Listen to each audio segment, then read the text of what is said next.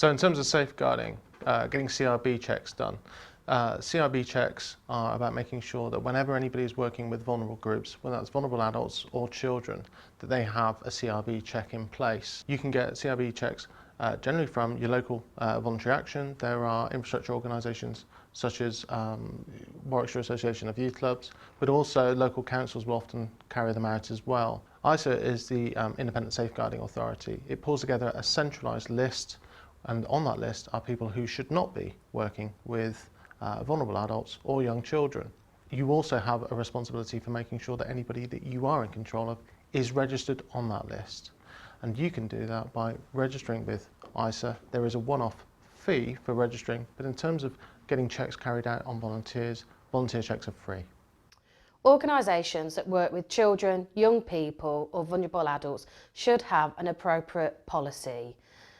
Policies don't have to be long-winded, they can be to the point. They can specify all the different indicators of abuse. They normally specify the process to follow if you suspect that there is an abuse situation happening. They will also state who the officer is that you have to report to.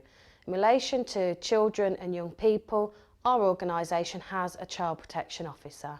They are the person that you contact if you suspect or are concerned about a child's welfare. Vulnerable Adults Policy, as an organisation, we follow Coventry City Council's full vulnerable adults guidance, as well as having our own policy, and the policy's really detailed.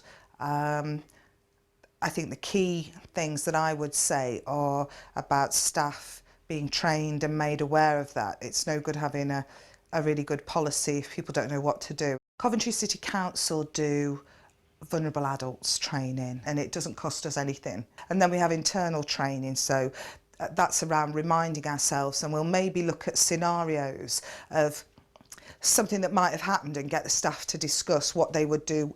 Is that abuse? What do they think? What would your next step be? You know, just to get people thinking about the policy and thinking about what they've forgotten and what they remember.